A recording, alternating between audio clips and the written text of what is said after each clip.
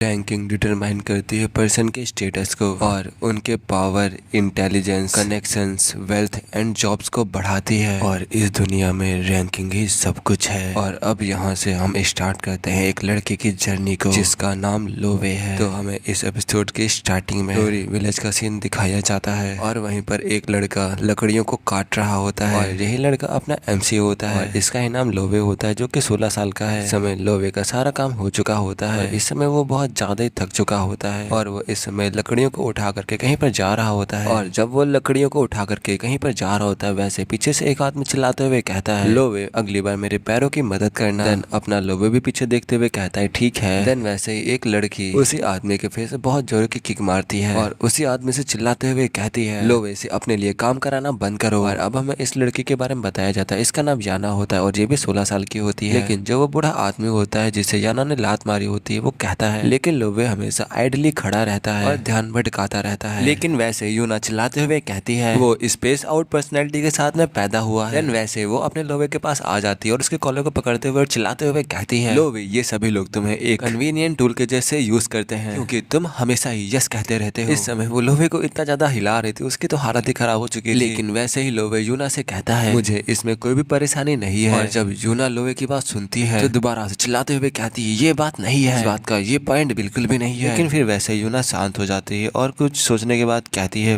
मुझे पता है कि तुम बहुत ज्यादा दयालु हो। लेकिन वैसे यूना बहुत ज्यादा खुश होते हुए कहती है, ओह हाँ मुझे याद आया, क्या तुम इस विलेज के बाहर जाना पसंद करोगे? और फिर वैसे ही लोवे के पास आते हुए लोवे के कान में कहती है, मैंने अभी एक हिडन रास्ते को खोजा है जिसके बारे में कोई भी नहीं जानता है। लेकिन जब यूना लोवे से ये सारी बात कह रही थी वैसे एक बुढ़ाऊ आते हुए यूना से कहता है, तुम लोग ऐसा बिल्कुल नहीं कर सकते। क्या तुम लोग विलेज के रूल्स भूल चुके हो? इस विलेज के अंदर जितने भी लोग रहते हैं वो इस विलेज के बाहर बिल्कुल भी नहीं जा सकते। ये कह करके अपने स्टिक से यूना को मारने लगते हैं। लेकिन वैसे यूना कहती है आखिरकार ऐसा क्यों ग्रैंडपा, हम लोग बाहर क्यों नहीं जा सकते? दोबारा से ग्रैंडपा कहता है मैंने कहा ना नहीं तो नहीं। और फिर वैसे वो बड़ा कुछ आदमियों को बुलाते हुए कहता है इस लड़की को कहीं पर ले जाकर के बंद कर दो। और फिर दो आदमी यूना को पकड़ के कहीं पर ले जाने लगते हैं। लेकिन यूना इसमें चिल्लाते हुए कह रही थी ये बहुत ज्यादा ही रेडिकुलस है, सीरियसली आप लोग हमेशा ही ऐसे क्यों व्यवहार करते हो मेरे साथ? लेकिन दोबारा से हमें लोवे का सीन दिखाया जाता है जिसके पास अभी एक मोटा सा आदमी आ चुका होता है और लोवे से कहता है, लोवे क्या तुम बाद में पानी निकालने में मेरी मदद कर सकते हो? देन अपना लोवे भी कहता है हाँ जरूर। वो आदमी कहता है तुमने बहुत जल्दी आंसर दे दिया। देन दोबारा से हमें यूना का सीन दिखाया जाता है जो कि इसमें बहुत ज्यादा चिल्ला रही होती है और वहाँ पर कोई यूना से कह रहा होता है इस विलेज में केवल तुम दोनों ही एक उम्र के हो लेकिन तुम दोनों ही एक दूसरे के पूरी तरह से अपोजिट हो। लेकिन इस समय जो यूना होती है वो चिल्लाते हुए कह रही होती है मैं नहीं चाहती कि हम अलग हो जाएं। और इस समय कोई लोवे से कह रहा होता है लोवे कभी कभी ब्रेक लेना ठीक होता है और तुम्हारे पास भी कुछ चीजें होंगी जो तुम करना चाहते होगे, क्यों है ना? और जब लोवे उस आदमी की बात सुनता है तो वैसे अपने मन में कुछ सोचने लगता है और सोचने के बाद वैसे ही लोवे कहता है उस आदमी से नहीं मैं मदद करूंगा। और फिर वैसे ही लोवे हमें बताता है जब मेरे माता पिता की पहले ही डेथ हो गई और जब मैं बिल्कुल अकेला रह गया तब सभी लोग मेरे साथ एक फैमिली की तरह व्यवहार करते थे। दरअसल मुझे पता है हर कोई मेरा ध्यान रख रहा है ताकि मैं अकेला न रह पाऊं और मैं उस काइंडनेस को वापस करना चाहता हूँ। और फिर दोबारा से हमें लोवे का सीन दिखाया जाता है जो कि उसी आदमी से कह रहा होता है मुझे सही में इस विलेज और इस विलेज की हर एक चीज से प्यार है। और जब लोवे के सामने वाला आदमी लोवे की बात सुनता है तो वो रोने लगता है और रोते हुए कहता है और फिर इमोशनल में आते हुए कहता है लोवे क्या तुम आज से मेरे घर में रहना चाहोगे? लेकिन लोवे उस आदमी से कहता है नहीं अभी मुझे पास होना होगा और जो घर मेरे माता पिता ने मेरे लिए छोड़ा था वो अभी भी मेरे पास है। देन वैसे ही जो लोवे होता है वो उस आदमी की मदद करने लगता है पानी उठाने में और उठाते हुए अपने मन में कहता है मेरे लिए बस ये विलेजर से सबसे ज्यादा मायने रखते हैं, मेरे लिए इस विलेज के बाहर का वर्ल्ड ज्यादा मायने नहीं रखता है। और अब यहीं पे सीन कट होता है दोबारा से यूना का सीन दिखाया जाता है कि एक बैम्बू के केज में बंद होती है और उस केज के अंदर से बस अपने सामने देख रही होती है। फिर वैसे उस बुढ़ाऊ चिल्लाते हुए कहती मुझे इस जगह से बाहर निकालो। लेकिन वैसे ही वो बुढ़ाऊ कहता है सचमुच इस बच्चे को थोड़ा बहुत तो लोवे जैसा होना चाहिए था। लेकिन वैसे ही जो यूना कहती है लेकिन दादी माँ आखिर हम गाँव क्यों नहीं छोड़ सकते? और वैसे भी हम लोग तो कभी कभी व्यापारियों को भी बुलाते हैं तो इससे बड़ी बात क्या है? जब वो व्यापारी यहाँ आ जा सकते हैं तो हम लोग बाहर क्यों नहीं जा सकते? क्या ऐसा नहीं है? और क्या बात सिर्फ इतनी सी है कि जो बाहरी दुनिया है वो बहुत ज्यादा बड़ी है? और अगर ऐसी बात है तो फिर हम लोग क्यों बस इसी विलेज में क्यों अटके रहते हैं, इस विलेज के बाहर क्यों नहीं निकलते? और जब दादी माँ यूना की बात सुनती है तो यूना से कहती है क्योंकि हम लोग वो लोग हैं जिनसे नाराजगी है। और जब यूना ये बात सुनती है तो वैसे दादी माँ से कहती है क्या नाराज? वैसे हमसे कौन नाराज है? लेकिन वैसे ही दादी माँ कहती हैं तुम्हें ये सब जानने की बिल्कुल भी जरूरत नहीं है और किसी दिन समय सब कुछ सुलझा देगा। और अब इसी के साथ में यहीं पे सीन कट होता है, दोबारा से लोवे का सीन दिखाया जाता है जो कि इस समय बाल्टियों से पानी वगैरह कुछ भर रहा होता है। देन वैसे ही लोवे अपने पसीने को पोंछते हुए कहता है ऑल राइट, मैंने आखिरकार पानी भरना खत्म ही कर लिया। और जब लोवे ये सब कुछ कह रहा होता है वैसे ही पीछे से लोवे के ऊपर पत्थर मारता है। देन वैसे ही लोवे पीछे मुड़कर देखने लगता है और पत्थर और किसी ने नहीं बल्कि यूना ने ही मारा होता है। देन वैसे ही यूना लोवे को अपने पास बुलाने लगती है। लोवे भी उसके पीछे पीछे आते हुए यूना से कहता है तुम फिर से चुपके से बाहर निकल गई। यूना लोवे से कहती है कई बार पकड़े जाने के बाद बच निकलना बहुत आसान है। दोबारा से लोवे कहता है हालांकि ये डिंगे मारने की बात नहीं है। लेकिन वैसे यूना एक अजीब सा फेस बनाते हुए लोवे से कहती है लोवे मेरे पीछे आओ। इस समय जो यूना थी वो एक टनल के पास पहुंच चुकी थी, मतलब ये शायद एक इस विलेज से बाहर निकलने का रास्ता है। इस समय यूना लोग वहीं पर पहुंच चुके थे और जब अपना लोवे ये सब कुछ देखता तो वैसे ही यूना से कहता है अगर हम लोग दोबारा से विलेज के आउटसाइड जाएंगे तो ग्रैंडपा बहुत ज्यादा गुस्सा करेंगे। लेकिन वैसे यूना कहती है अरे सब कुछ ठीक है, बस हम लोग थोड़ी देर के लिए बाहर जाएंगे और इसके अलावा मुझे कुछ मिला है, मैं वो तुम्हें दिखाना चाहती हूँ। इस समय दोनों लोग ही बस एक दूसरे को ध्यान से देख रहे थे और अब यहीं पे सीन कट होता है, दोनों का सीन दिखाया जाता है। दोनों लोग इस समय विलेज के बाहर आ चुके थे और बस एक जंगल में आगे बढ़ते ही जा रहे थे। इस समय यूना आगे आगे चल रही थी और जो अपना लोवे था वो पीछे पीछे चलता जा रहा था यूना के। वैसे यूना एक जगह पर रुक जाती है और एक जगह पर इशारा करने लगती है जिससे कि लोवे भी उस तरफ देखने लगता है। इस समय लोवे कुछ देखकर हैरान हो चुका था और बस वो ध्यान से अपने सामने बस देखता ही जा रहा था। तभी हमें उनके सामने की व्यू को दिखाया जाता है। इस समय सही में जो उनके सामने का व्यू था वो बहुत ज्यादा ही अच्छा था। इस समय वो दोनों लोग ही वहां से खड़े होकर के बस उस व्यू को ही देख रहे थे और इस समय जो यूना थी वो बहुत ज्यादा ही खुश थी और लोवे से कहती है लोवे जरा देखो कितना ज्यादा ही सुंदर है, ये बाहर का वर्ल्ड कितना ज्यादा सुंदर है। इस समय जो अपना लोवे था वो भी बस ध्यान से अपने सामने देखता जा रहा था और फिर वैसे ही लोवे भी हंसते हुए कहता है, स्माइल करते हुए कहता है सही में ये इनक्रेडिबल है। इस समय लोवे भी बहुत ज्यादा खुश था और लोवे को इतना ज्यादा खुश देखकर जो इस समय यूना थी वो भी स्माइल कर रही थी और बहुत ज्यादा खुश थे। और फिर वैसे ही यूना एक बुक को निकालते हुए लोवे से कहती है हे क्या तुम आउटसाइड वर्ल्ड के रूल्स को जानते हो। और जब लोवे यूना की बात सुनता है तो यूना से कहता है कैसे रूल्स। देन दोनों लोग एक साथ बैठ जाते हैं और यूना लोवे को बताती है इस बुक के अकॉर्डिंग जो कि मैंने सीक्रेटली मर्चेंट से ली थी चुपके से, उसमें बताया गया है कि जो आउटसाइड वर्ल्ड है उसमें एक सिस्टम होता है जिसे कि रैंकिंग कहते हैं और रैंकिंग बहुत सारे प्रकार की होती है जैसे कि एडवेंचरर, कॉरियर्स, डॉक्टर्स, म्यूजिशियंस और जो लोग इनमें लिस्ट बनाते हैं उन्हें रैंकर्स कहा जाता है। और इसके अलावा जो वेपन्स, फूड, स्ट्रेंथ और वेल्थ होती है, हर एक चीज की इस वर्ल्ड में रैंकिंग है और ऐसा लगता है जैसे हर कोई सीरियसली कम्पीट कर रहा है एक दूसरे से। और जब अपना लोवे यूना की बात सुनता है तो उससे बुक लेते हुए कहता है तो आउटसाइड वर्ल्ड्स के भी अपने खुद के रूल्स हैं। और जब यूना लोवे की बात सुनती है तो लोवे से कहती है हाँ लेकिन ये विलेज के नियमों के विपरीत है एकदम, और क्या तुम्हें ये मजेदार नहीं लगता। देन ये कहने के बाद बहुत ज्यादा खुश होते हुए लोवे से कहती है मैं रैंक एडवेंचरर बनना चाहती हूँ और मैं पूरी दुनिया में राइवल से कम्पीट करके इस पूरे वर्ल्ड में ट्रैवल करना चाहती हूँ और एक दिन मैं एक ऐसी इंसान बन जाऊंगी जो कि बहुत ज्यादा कूल और रिस्पेक्टेड होगा, जिसकी सभी लोग बहुत ज्यादा इज्जत करेंगे। देन लोवे उसकी जब ये बात सुनता है तो यूना की तरफ देखने लगता है और फिर यूना से कहता है लेकिन हमें विलेज के बाहर जाना अलाउड बिल्कुल भी नहीं है। लेकिन इस समय यूना जो थी वो बिल्कुल भी किसी की नहीं सुनने वाली थी। वो हंसते हुए बस ये कह रही थी मुझे उससे कुछ भी फर्क नहीं पड़ता, मैं पहले डिसाइड कर चुकी हूँ, मैं तो जा रही हूँ। तो लोवे तुम भी मेरे साथ चलो,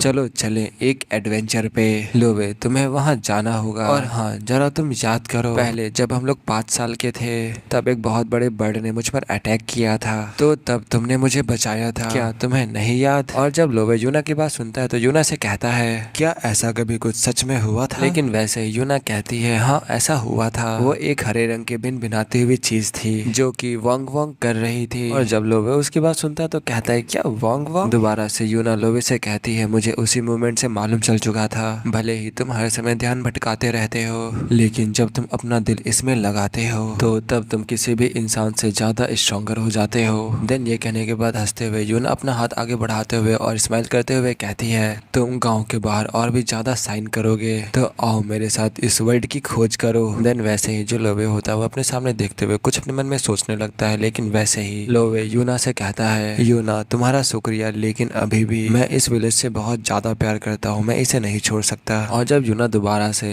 तो चिल्लाते हुए और बुक मारते हुए यूना से कहती है तुम बेवकूफ कहीं के, तुम क्यों नहीं समझ रहे हो, तुम सही में एकदम इडियट हो। और फिर वैसे ही गुस्से में वो आगे जाते हुए कहती है तो ठीक है मैं जा रही हूँ, मैं तुम्हारे बिना ही जा रही हूँ, तुम इस विलेज में हमेशा के लिए फंसे रह सकते हो, मुझे इससे कुछ भी फर्क नहीं पड़ता, तुम्हें जो करना है करो जाके। लेकिन जो लोवे होता है उससे कहता कहता है वापस जाते समय सावधान रहना, और ये कह करके बस सामने की तरफ देखता रह जाता है और सामने देखते हुए अपने मन में कहता है यूना विलेज को छोड़कर जा रही है। मैंने इसके बारे में पहले कभी नहीं सोचा था। और इस समय जो लोवे था वहाँ पर बस शांति से अभी भी बैठा हुआ था और बैठे बैठे लोवे को ऐसे ही शाम हो जाती है, लेकिन अभी भी जो लोवे था वहाँ पर बैठा हुआ था। और फिर वैसे ही लोवे कहता है मुझे लगता है कि अब मुझे वापस चले जाना चाहिए। और फिर वैसे ही लोवे अपने पैरों के ऊपर खड़ा हो जाता है और एक साइड खड़ा होकर के बस ऊपर की तरफ देखने लगता है। वो ऊपर किसी चीज को नोटिस करता है। देन वैसे ही हमें ऊपर किसी एक चीज को दिखाया जाता है और उस चीज को देखते हुए लोवे बस ये कहता है आखिरकार ये चीज है क्या। देन वैसे ही जो वो चीज होती है वो बहुत ज्यादा ही चमकने लगती है और फिर वैसे ही जो वो उड़ती हुई चीज थी वो नीचे की तरफ बहुत ज्यादा ही एनर्जी गिराने लगती है, जिससे कि चारों तरफ बहुत ज्यादा ही एनर्जी चारों तरफ फैलने लगी थी, जिसकी वजह से लोवे को भी खड़े रहने में बहुत ज्यादा दिक्कत होने लगी थी। ये सब कुछ देखते हुए लोवे कहता है आखिरकार ये सब कुछ हो क्या रहा है। और जब वहां से धूल वगैरह हटती है और जब लोवे अपने सामने देखता है तो बहुत ज्यादा हैरान हो जाता है और कहता है आखिरकार ये सब कुछ हो क्या रहा है,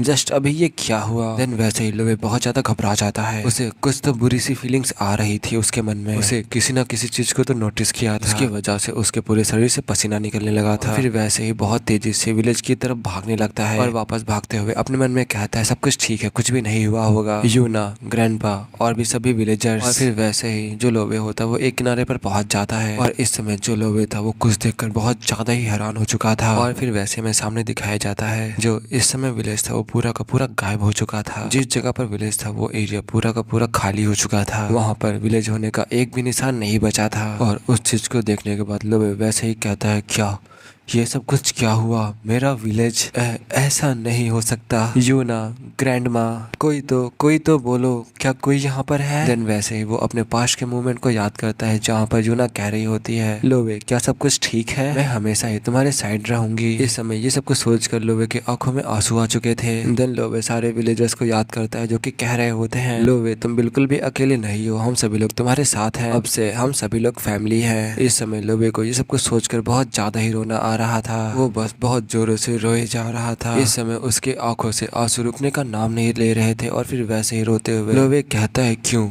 आखिरकार ऐसा क्यों हुआ। और जब लोवे ये सब कुछ सोचते हुए रो रहा था वैसे ही वहाँ पर कोई आते हुए कहता धत तेरी कि मैं एक बार फिर से लेट हो गया, मैं तो बस सब कुछ देखता ही रह गया। देन वैसे ही मैं वहाँ पर एक आदमी को दिखाया जाता जो कि वहाँ पर पहुंच चुका था, जिसे कि इस समय अपना लोवे भी ध्यान से देखने लगा था। देन वैसे ही वो आदमी वहाँ से लोवे के पास आने लगता है और लोवे के पास आते हुए लोवे से कहता है क्या तुम इस स्टोरी विलेज के सर्वाइवर हो। देन अपना जो लोवे होता है उससे कहता है हाँ। जब वो आदमी ये बात सुनता है तो लोवे से कहता है बहुत ज्यादा ही टफ होगा, लेकिन अब चिंता मत करो वो आइसलैंड अब जा चुका है। और जब लोवे ये बात सुनता है तो वैसे कहता है क्या आइसलैंड, कैसा आइसलैंड, क्या तुम जानते हो कि वो चीज क्या थी, तुम जल्दी से मुझे बताओ गाँव का क्या हुआ, उस विलेज का क्या हुआ और मेरे विलेज में रहने वाले उन लोगों का क्या हुआ, आखिरकार यहाँ पर चल क्या रहा है, मुझे प्लीज बताओ वो चीज आखिर कैसी चीज थी, प्लीज मुझे बता दो। और जब वो आदमी लोवे की ये सारी बात सुनता है तो लोवे से कहता है उस विलेज को भूल जाओ, इसमें जिस जगह का नाम लिखा है उस तरफ जाओ तो तुम वहाँ से आराम से सेफली रह पाओगे। और जब लोवे उसे अपने क्वेश्चंस का आंसर देते हुए नहीं देखता है तो बहुत ज्यादा लोवे गुस्सा हो जाता है और उसके कॉलर को पकड़ते हुए गुस्से में कहता है मेरा जवाब दो, मैं तुमसे कुछ पूछ रहा हूँ, मुझे आंसर दो। और जब वो आदमी लोवे की बात सुनता है तो वैसे ही कहता है जरा सिचुएशन को देखो, पूरा का पूरा विलेज जस्ट वैनिश हो गया, पूरा खत्म हो गया और ये कोई ऐसा वैसा वर्ल्ड नहीं जिसमें तुम जैसे बच्चे इन्वॉल्व हो, तो इसीलिए पास्ट को भूल जाओ। लेकिन इस समय जो लोवे था उस आदमी की ये सारी बातें सुनकर एकदम पास हो चुका था, लेकिन उसकी आंखों में अभी भी आंसू निकलते जा रहे थे। और मैंने तुमसे जो चीज कहा है बस तुम वही कर सकते हो। और ये कह करके वहाँ से वो आदमी जाने लगता है। वो आदमी वहाँ से जाते हुए और अपने दादों को पीसते हुए अपने मन में कहता है प्लीज आगे और ना खोदे और तुम्हें एक और कैजुअलिटी होने की कोई आवश्यकता नहीं है। लेकिन अब जो लोवे था वो उसने रोना बंद कर दिया था। इस समय वो अपने दांतों को पीसते हुए कहता है नहीं ऐसा नहीं हो सकता। लेकिन फिर वैसे ही जो लोवे होता है वो यूना की बातों को याद करता है। जब यूना लोवे से कह रही थी मुझे उसी समय पता चल गया था, भले ही तुम हर समय ध्यान भटकाते रहते हो लेकिन जब तुम अपना दिल किसी चीज में लगाते हो तो फिर तब तुम किसी से भी ज्यादा स्ट्रोंगर हो जाते हो। और इस समय जो अपना लोवे था वो बहुत ज्यादा ही डेंस ऑरा को निकालने लगा था अपने शरीर से। उसके शरीर से इस समय बहुत ज्यादा ही डार्क ग्रीन कलर की एनर्जी बहुत ज्यादा ही मात्रा में निकलने लगी थी। और इस चीज को वो आदमी भी नोटिस कर लेता है और फिर वैसे ही वो आदमी पीछे की तरफ लोवे की तरफ देखने लगता है। इस समय लोवे बस गुस्से में अपने दांतों को पीस रहा था और फिर गुस्से समय अपने दांतों को पीसते हुए उस आदमी से कहता है, आखिरकार मैं उन सबको कैसे भूल जाऊं। मैं उस आइसलैंड जाऊंगा और मैं सभी को, हर एक आदमी को वापस लाऊंगा, चाहे मुझे कुछ भी क्यों ना करना पड़े। इस समय लोवे के शरीर से बहुत ज्यादा ही एनर्जी निकल रही थी और इस समय लोवे बहुत ज्यादा ही गुस्से में था और बस उसके शरीर में अपने आप ही एनर्जी निकलती जा रही थी। उसके शरीर से इतनी ज्यादा एनर्जी निकल रही थी कि वो रुकने का नाम ही नहीं ले रही थी और चारों तरफ फैलती जा रही थी। और इस समय लोवे ध्यान से बस उसी आदमी को देख रहा था। और अब इसी के साथ में लोवे हमें अब अपने पास्ट के बारे में बताता है। लोवे कहता है, जब मैं छोटा था तब मेरे पेरेंट्स लैंडस्लाइड में मर गए और तब मैं अकेला रह गया, लेकिन विलेजर्स ने मेरा ख्याल रखा और जो ना हमेशा मेरे साथ रहती, मेरे साइड में रहती। वो सभी लोग बहुत ज्यादा ही अच्छे लोग थे और वो लोग कभी किसी हर्ट हुए इंसान को ऐसे नहीं देख सकते थे और उन सभी को मैं कैसे भूल सकता हूँ। मैं उस आइसलैंड में जाऊंगा और मैं उन सभी को वापस लाऊंगा, भले चाहे मुझे कुछ भी क्यों ना करना पड़े। और इस समय जब वो सामने वाला आदमी अपने लोहे की इतनी ज्यादा पावर को निकलते हुए देखता है तो वैसे उसको ध्यान से देखते हुए अपने मन में कहता है, आखिरकार इस प्राणा का अमाउंट क्या है जो इसके शरीर से प्राणा निकल रहा है, ये कितना हो सकता है? क्या आसपास का स्पेस डिस्ट्रॉय हो रहा है? और अब हमें प्राणा के बारे में बताया जाता है। प्राणा रिफर करता है लिविंग बीइंग की मेंटल एनर्जी को और ये एक पावर होती है जिसे कोई भी पोजेस करता है, लेकिन कुछ लोग इससे अवेयर होते हैं। हालांकि प्रतिभाशाली व्यक्ति इसका जानबूझकर इस्तेमाल कर सकते हैं और इसके अलावा ये आमतौर पर कलरलेस और ट्रांसपेरेंट होता है। और जिसके पास पावरफुल प्राणा होता है वो लोग अपने प्राणा को सबको दिखा सकते हैं। और ऐसा कहा जाता है कि कुछ ऐसी स्पेशल रेसेस हैं जो कि पोजेस करते हैं स्पेशल प्राणा को। देन दोबारा से हमें उसी आदमी का सीन दिखाया जाता है जिससे कि इसमें बहुत ज्यादा ही दिक्कत होने लगी थी अपने लोहे के प्राणा से और अपने दांतों को पीसते हुए। वैसे ही ये आदमी कहता है, सो ये है बेबल का सर्वाइवर। मैं प्रोटेक्शन को प्रायोरिटाइज करना चाहता था, लेकिन ऐसा लगता है कि ये कुछ सालों में अपने आप ही भाग जाएगा अपने सर्कमस्टांसेस को जाने बिना। और ये सब कुछ सोचने के बाद जो वो आदमी होता है उस लड़के के सामने एक स्वर्ड फेंक देता है। देन वैसे ही जो वो स्वर्ड होती है वो लोबे के सामने आकर के खड़ी हो जाती है, गड़ जाती है जमीन में, जिसे कि लोबे भी ध्यान से देखने लगता है। देन दोबारा से वही आदमी लोबे से कहता है, अगर तुम उस आइसलैंड जाना चाहते हो तो फिर इस स्वर्ड को उठाओ और अगर मैंने तुम्हारे अंदर पोटेंशियल देखा तो मैं तुम्हें खुद ट्रेन करूंगा। अपना लोवे भी अपने एनर्जी को निकालते हुए उस स्वर्ड की तरफ देखने लगता है और फिर वैसे उस स्वर्ड को निकाल लेता है। देन दोबारा से हमें उसी आदमी को दिखाया जाता है इस समय जो कि अपने प्राणा को भी निकालते हुए कहता है, मुझे मारने के इरादे से मेरे पास आना। इस समय वो आदमी भी अपने डार्क रेड कलर के ऑरा को निकालने लगा था, मतलब के प्राणा को निकालने लगा था। इस समय दोनों लोग ही एक दूसरे के सामने खड़े थे और दोनों ही अपने अपने प्राणा को अनलिस्ट कर रहे थे। और इस समय जो अपना लोवे था वो भी उस आदमी के ऊपर अटैक करने के लिए रेडी हो चुका था और फिर वैसे ही अपना लोवे उस स्वर्ड को उठा करके उसकी तरफ अटैक करने के लिए आगे बढ़ जाता है। इस समय लोवे जस्ट उस आदमी के सामने था और अपने पूरी एनर्जी को अनलिस्ट करते हुए उसके ऊपर अटैक करने के लिए आगे बढ़ने लगा था। देन वैसे ही लोवे अपने स्वर्ड को उसके ऊपर हिट करने के लिए आगे बढ़ाता है। देन वो आदमी भी लोवे के अटैक को ब्लॉक करते हुए अपने मन में कहता है, जैसा कि मैंने एक्सपेक्ट किया था ये एक बिगिनर है लेकिन इसका प्रेशर सभी से ऊपर है। इस समय दोनों लोग ही अपनी अपनी स्वर्ड एक दूसरे से क्लैश कर रहे थे। इस समय लोवे अपनी सारी ताकत इसमें लगाए दे रहा था। इस समय लोवे के शरीर से और भी ज्यादा डेंस कलर का डार्क ग्रीन ऑरा निकलने लगा था और ये देखते हुए वो आदमी अपने मन में कहता है, सही में जो इसके प्राणा की वेव से बहुत ज्यादा ही एक्स्ट्रा ऑर्डिनरी है। इस समय लोवे के शरीर से बहुत ज्यादा ही प्राणा की वेव्स निकलने लगी थी और इस समय वो आदमी लोवे के अटैक को ब्लॉक करते हुए अपने मन में कहता है, ये लड़का सही में एक असली डील है। इस लड़के से डील करना सही में बहुत मुश्किल है। इस समय लोवे अपनी पूरी ताकत लगा रहा था, इसी वाले अटैक में अपनी और भी पावर लगाने लगा था। इस समय लोवे की आंखें प्राणा से पूरी तरीके से भर चुकी थी और इस समय लोवे पूरी तरीके से फ्यूरियस हो चुका था। देन वैसे ही वहाँ पर बहुत बड़ा धमाका होता है। लोवे के शरीर से बहुत ज्यादा ही मात्रा में वेव्स निकलने लगती हैं, बहुत ज्यादा ही मात्रा में प्राणा निकलने लगता है जो कि बहुत दूर से भी दिखाई दे रहा था। और इस वाले अटैक से, इस वाले लोवे के अटैक से बहुत ज्यादा ही प्रेशर निकला था जो कि चारों तरफ ही बहुत बुरी तरीके से फैल चुका था। देन इसी के साथ अब यहीं पे सीन कट होता है और अब हमें दोबारा से उसी आदमी और लोवे का सीन दिखाया जाता है। इस समय वो आदमी लोवे को बता रहा होता है। देन वैसे ही अपने लोवे से कहता है, उस आइलैंड को गॉड का आइलैंड भी कहते हैं और वो आमतौर पर बहुत बड़े समुद्र में तैरता है। और कुछ आइलैंड ऐसे भी होते हैं जो कि अलग अलग जगहों में प्रकट होते हैं और जहाँ पर वो आइलैंड प्रकट होते हैं तो वो वहाँ के लोगों और वहाँ की जमीन को पूरी तरीके से मिटा देते हैं। और मैं ये सब कुछ होने से रोकने के लिए काम करता हूँ, लेकिन मैं दोबारा से लेट हो गया। और एक थ्योरी के अकॉर्डिंग जो ह्यूमंस होते हैं वो उस लाइट में लिपट कट जाते हैं और जो इंसान शायद उस लाइट के अंदर आते हैं उन्हें शायद गॉड के आइलैंड में ले जाया जाता है। और जब लोवे वो बात सुनता है तो वैसे ही उस आदमी से कहता है अगर मैंने भी उस लाइट को टच किया होता तो। लेकिन वैसे ही वो आदमी कहता है मैंने ये कहा है कि ये सिर्फ एक थ्योरी है और अगर वो लोग जिंदा भी होंगे तो आखिरकार कौन ही जानता है कि उनके साथ होता क्या है। और जब लोवे उस आदमी की ये सारी बात सुनता है तो वैसे ही खड़े होते हुए कहता है तो आखिरकार अब मुझे करना क्या होगा। देन वो आदमी लोवे को बताता है सबसे पहले तुम्हें डायरेक्ट अप्रोच करना होगा द एडवेंचरर रैंकिंग में। तुम्हें सबसे पहले एडवेंचरर रैंकिंग की टॉप 10 की लिस्ट में आना होगा। तुम्हें टॉप 10 की रैंक के अंदर आना होगा। देन लोवे जब ये सारी बात सुनता है तो वैसे ही कहता है ये एडवेंचरर रैंकिंग क्या होती है। देन वो आदमी लोवे को बताता है एडवेंचरर्स वो होते हैं जो कि रिस्पॉन्सिबल होते हैं जीने के लिए और जो अनएक्सप्लोर टेरिटरीज हैं उन्हें एक्सप्लोर करने के लिए, और जो लोग ये काम करते हैं उन्हें ही एडवेंचरर कहते हैं। और एडवेंचरर रैंकिंग में ही सबसे ज्यादा पार्टिसिपेंट्स पार्टिसिपेट करते हैं। और एडवेंचरर रैंकिंग के जो टॉप कैंडिडेट्स होते हैं वो किसी मॉन्स्टर से कम बिल्कुल भी नहीं है। और अगर तुम वहाँ पर टॉप 10 की रैंकिंग में आ पाते हो तो तब तुम गॉड के आइलैंड में जा सकते हो। और जब लोवे उस आदमी की ये सारी बात सुनता है तो वैसे अपनी मुट्ठी को टाइटली बंद कर लेता है। देन दोबारा से वही आदमी कहता है और जो गॉड्स का आइलैंड है वो डेंजर जोन रैंकिंग नंबर 1 पे आता है और आज तक वहाँ पर गया हुआ एडवेंचरर एक भी एडवेंचरर कभी भी वापस नहीं लौटा है। और क्या तुम अभी भी वहाँ पर जाना चाहते हो। और जब लोवे उस आदमी की बात सुनता है तो वैसे उस आदमी से कहता है हाँ मैं वहाँ अभी जाना चाहता हूँ। वो आदमी लोवे से कहता है ठीक है तो अभी से स्टार्ट करते हैं। मैं तुम्हें पूरे 1 साल तक सिखाऊंगा लेकिन मैं तुम्हें केवल स्वर्ड ही सिखा सकता हूँ। तो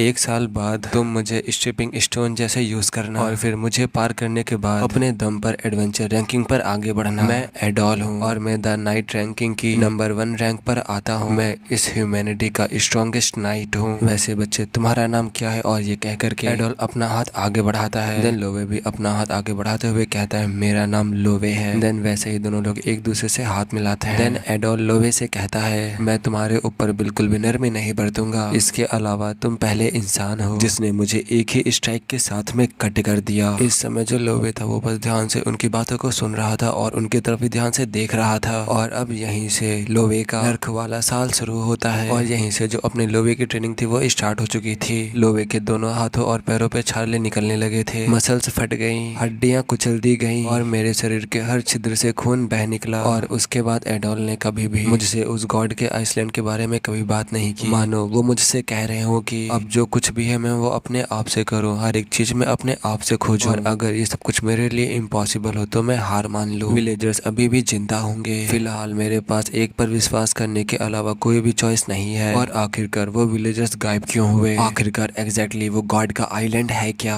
सच को जानने के लिए मैं एडवेंचर रैंकिंग पर क्लाइंब करूंगा। ऐसे ही लोवे को ट्रेनिंग करते करते 1 साल बीत चुके होते हैं। जिस जगह को हम लोग पहले देख चुके हैं हमें उसी जगह का अब दोबारा से सीन दिखाया जाता है जहाँ पर अपने लोवे और एडोल दोनों एक साथ खड़े होते हैं और उस सामने वाले नज़ारे को देख रहे होते हैं। वहाँ पर एडोल लोवे से कहता है क्या तुम तैयार हो। देन अपना लोवे भी कहता है हाँ मैं काफी समय पहले से ही तैयार हूँ। देन सामने देखते हुए अपने मन में कुछ सोचने लगता है। देन वैसे ही आंखों को बंद कर लेता है। देन यूना को याद करता है जब यूना लोवे से कह रही होती है मैं रैंक एडवेंचरर बनना चाहती हूँ, लोवे मेरे साथ चलो। चलो चले एक एडवेंचर पर चलते हैं। देन ये सब कुछ सोचने के बाद लोवे अपने मन में कहता है यूना जो बाहरी दुनिया के लिए तरसती थी वो चली गई और ये सोचना कि मैं ही वो व्यक्ति हूँ जो इस जर्नी पर अकेले निकलेगा और अब से यूना का सपना मैं थामे रखूंगा। और इस समय जो लोवे था वो बस वहाँ पर खड़े होकर के बस सामने की तरफ देख रहा था। इस समय जो लोवे के टीचर यानी कि एडोल थे वो वापस जाते हुए लोवे से कहते हैं चलो चले लोवे। लोवे भी कहता है हाँ। देन एडोल लोवे से कहता है तुम बहुत ज्यादा ही लंबे हो गए हो। देन अपना लोवे भी कहता है हाँ ये मेरा ग्रोइंग पीरियड है। इस समय जो अपना लोवे था वो 17 साल का हो चुका था और हमें यहाँ पर बताया जाता है जो हमारा लोवे है वो इस पूरी ह्यूमैनिटी का सबसे स्ट्रॉन्गेस्ट नाइट का डिसिपल है और गॉड के आइलैंड की और उसका सफर यहाँ से शुरू होता है। और अब यहाँ पे सीन कट होता है और अब हमें कैपिटल सिटी तराकिस्ता का सीन दिखाया जाता है जो कि बहुत ज्यादा ही सुंदर सिटी होती है। और वहीं पर हमें द अपराइजल बुरियो के तराकिस्ता ब्रांच का सीन दिखाया जाता है और वहीं पर अंदर एक लड़की हेड डाउन किए हुए बैठी होती है और वहाँ पर हेड डाउन किए हुए सो रही होती है। देन वैसे ही वो लड़की अचानक से उठ जाती और चिल्लाते हुए कहती है मैं ट्रबल में हूँ, मैं तो फिर से सो गई। और अब यहीं पे सीन कट होता है। अब हमें दूसरी जगह का सीन दिखाया जाता है उसी प्लेस में और वहीं पर जो व्हाइट कपड़ों वाली लड़की होती है वो छोटी लड़की से कह रही होती है क्या तुम सारी रात जाग कर रैंकिंग की चेकिंग कर रही थी। देन वैसे वो छोटी वाली लड़की कहती है क्या बात है मैं तो एक अपराइजर हूँ। व्हाइट कपड़ों वाली लड़की वैसे ही कहती है यही वजह है कि तुम्हें अपनी कंडीशन पर और भी ज्यादा बेहतर ख्याल रखना चाहिए। मेरे जैसे नहीं जो डेस्क ड्यूटी पर हैं और और वैसे भी तुम तो लोगों की रैंकिंग को डिटरमाइन करती हो क्यों, है ना। देन वो लड़की भी अपने सामने वाली लड़की की तरफ देखने लगती है और अब हमें अप्राइजर के बारे में बताया जाता है, जो लोग रैंकर्स के स्किल्स का आकलन करते हैं और इस वर्ल्ड में अकॉर्डिंगली रैंकिंग को अपडेट करते हैं, उन्हें ही अप्राइजर कहते हैं। और एक अप्राइजर के पास व्यापक विशेषज्ञता होनी चाहिए और उन्हें फेयर जजमेंट्स को लेना होता है। दूसरों की मेरिट और रैंक को जज करने के लिए कैपेबल बनना पड़ता है और अप्राइजर को खुद भी सेवरल असेसमेंट पास करने होते हैं। और ये इस वर्ल्ड में सबसे सख्त नौकरियों में से एक नौकरी है और ये नौकरी केवल चुने हुए लोगों को ही सौंपी गई है। और अब दोबारा से हमें उसी लड़की का सीन दिखाया जाता है जो कि कह रही होती है, भले ही मैं एक अप्राइजर हूँ लेकिन अभी भी मैं बॉटम टीयर पर हूँ और मैं जो चाहती हूँ मुझे वो करने के लिए कड़ी मेहनत करनी होगी और मुझे अपनी रैंक और भी बढ़ानी होगी। देन वैसे ही व्हाइट कपड़ों वाली लड़की कहती है, तुम करना क्या चाहती हो। देन पीले कपड़ों वाली लड़की हंसते हुए कहती है, वैसे तो करने को बहुत सारी चीजें हैं। देन व्हाइट कपड़ों वाली लड़की कहती है, एक अप्राइजर के लिए अगर तुम जल्दी प्रमोशन पाना चाहती हो तो उसका सिर्फ एक ही रास्ता है, एक स्किल्ड रैंकर की अप्राइजर बन जाओ। जब पीले कपड़ों वाली लड़की ये बात सुनती है तो वैसे ही व्हाइट कपड़ों वाली लड़की से कहती है, तुम कह रही हो वो सच है लेकिन मुझे अभी कोई ऐसा रैंकर नहीं मिल रहा जो मुझे पसंद हो। व्हाइट कपड़ों वाली लड़की चिल्लाते हुए कहते, तुम्हारे स्टैंडर्ड्स तो बहुत ज्यादा ही हाई हैं। पीले कपड़ों वाली लड़की कहती है, ऐसा नहीं है, आजकल के रैंकर्स बस बेकार हैं। और पहले के दिनों में रैंकिंग कंपटीशन बहुत ज्यादा ही फियर्स होते थे लेकिन अब जो मोस्ट कैटेगरीज में रैंक होती है टॉप की, वो अब फिक्स हो जाती है और इससे हम अप्राइजर के आसपास होने का उद्देश्य ही विफल हो जाता है और रैंकिंग की वैल्यू सिर्फ लगातार रैंकिंग की अपडेट्स में होता है। और जब व्हाइट कपड़ों वाली लड़की ये बात सुनती है तो वैसे उस लड़की से कहती है, तुम रैंकिंग मैनियक हो क्यों। देन वो लड़की भी हंसते हुए कहती, हाँ। देन व्हाइट कपड़ों वाली लड़की अपने मन में कहती है, ऐसे ही पीले कपड़ों वाली लड़की कहती है, मैं सोच रही थी क्या वहाँ कोई है, एक नया उभरता सितारा जो रैंकिंग को पूरा पलट दे। देन जो व्हाइट कपड़ों वाली लड़की होती है वो दरवाजा खोलते हुए कहती है, तुम्हारा वो न्यू स्टार यहाँ पर हो सकता है। और अब हमें अंदर का सीन दिखाया जाता है जहाँ पर बहुत सारे लोग बैठे होते हैं और वहीं पर वो दोनों लड़कियां भी आ चुकी होती हैं। और जब छोटी लड़की उन सबको देखती है तो वैसे ही कहती है, इस साल ये तीसरी बार है कि वे लोग एडवेंचरर रैंकिंग रजिस्ट्रेशन एग्जाम को होल्ड कर रहे हैं और क्या यहाँ हमेशा ही इतनी भीड़ रहती है। और जब चश्मे छोटी लड़की की बात सुनती है तो वैसे उससे कहती है, आमतौर पर तो वैसे कम लोग होते हैं और आज शायद इतने ज्यादा लोग इसलिए हैं क्योंकि आजाबाद फॉरेस्ट को 2 महीने पहले डेंजर जोन रैंकिंग में ऐड किया गया था। और छोटी लड़की जब ये बात सुनती है तो वैसे ही कहती है, हाँ ये बात समझ में आ रही है। चश्मिश अपने सामने देखते हुए दोबारा से कहती है, इस बार बहुत सारे प्रोमाइजिंग कैंडिडेट्स हैं और वो लड़का जो वहाँ पे खड़ा है ओवेल डर्किस है और उसकी मर्सनरी रैंकिंग नंबर 753 है और वो लीडर है रेड वुल्फ्स मर्सनरी कॉर्प्स का जो कि कंट्री के टॉप नॉच खिलाड़ी है। और वहाँ पर मैडी मार्कमैन है, उसकी आर्चर रैंकिंग नंबर 402 है और जो मार्कमैन फैमिली है वो सिर्फ फेमस है उनकी आर्चरी के लिए। और उस लड़के के जो डैड थे वो एक टाइम पर नंबर 2 आर्चर थे और इस टाइम पर जो उसका भाई है वो आर्चर रैंकिंग में 7th नंबर पर है। और सभी लोग ये भी कहते हैं कि एडी मार्कमैन की